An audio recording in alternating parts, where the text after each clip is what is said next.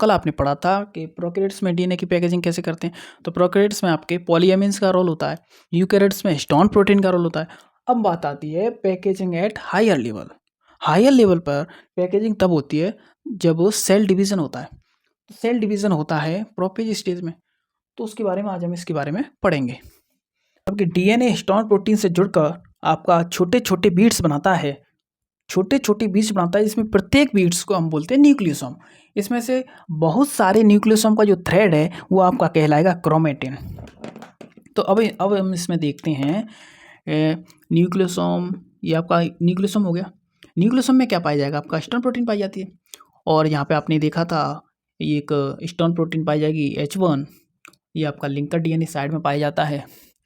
तो ये H1 ध्यान देने वाली बात है। यहाँ पे H1 क्या करता है? ये बहुत आपके 6 H1, एक 6 न्यूक्लियोसोम, 1 2 3 4 5 6, ये आपके H1 है। तो यहाँ पे ध्यान देने वाली बात है कि H1 एक दूसरे से इंटरेक्शन करती हैं। H1 की इंटरेक्शन से 6 न्यूक्लियोसोम एक दूसरे के पास पास आ जाते हैं। जब ये 6 न्यूक्लियोसोम एक दूसरे के पास पास आ जाते हैं तो ये आपके सोलिनॉइड बनाते हैं। 1 2 3 4 5 6, ये एक ग्रुप हो गया, ये दूसरा ग्रुप हो गया, ये तीसरा ग्रुप हो गया। ऐसे ही 6 न्यूक्लियोसोम एक दूसरे के पास पास आके ग्रुप बनाते हैं, उसे हम बोलते हैं सोलिनॉइड। अब हम आगे देखेंगे और इसी तरह का अब सेल साइकिल के बारे में देख लेते हैं थोड़ा सा। सेल साइकिल आपका G1 से स्टार्ट होता है, G1 S G2, फिर आता है प्रोफेज, मेटाफेज, एनाफेज, टीलोफेज। अब G1 S G2 में तो सेम टू सेम क्रोमेटिन ही पाया जाता है। अब यहाँ पे देखेंगे, यहाँ से आगे जाके जैसे ही प्रोफेज स्टेज मतलब कि स्टार्ट होती है, जैसे ही प्रोफेज स्टेज स्टार्ट होती है तो यहाँ से हो जाता है आपका कंडेंस होने लगता है डीएनए। इसी प्रकार का डीएनए मतलब कि क्रोमेटिन जैसा ही डीएनए तो G1 S G2 में पाया जाता है।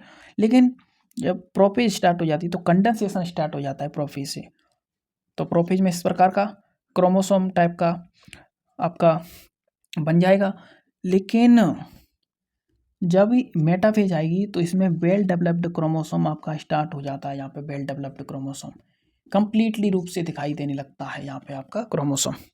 तो क्वेश्चन आता है कि क्रोमोसोम की स्टडी कब होती है? तो क्रोमोसोम की स्टडी मेटाफेज में होती है, क्योंकि मेटाफेज में आपका क्रोमोसोम वेल डेवलप्ड दिखाई देता है और कंप्लीट इसमें ही आपका क्रोमोसोम कंप्लीट इसमें ही होता है। स्टार्ट प्रोफेज से होगा लेकिन कंप्लीट मेटाफेज में होगा।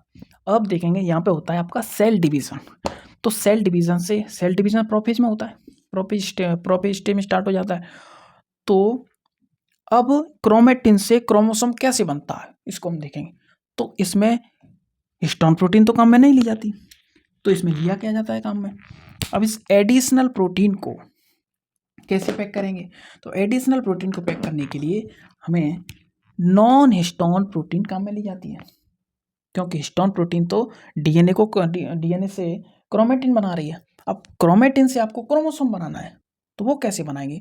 तो वो हम नॉन हिस्टोन क्रोमोसोमल प्रोटीन, जिसे हम बोलते हैं NHC, इससे इसका रोल होता है। इसमें क्रोमेटिन से क्रोमोसोम में नॉन हिस्टोन क्रोमोसोमल प्रोटीन का रोल होता है। ये आपकी एडिशनल प्रोटीन है।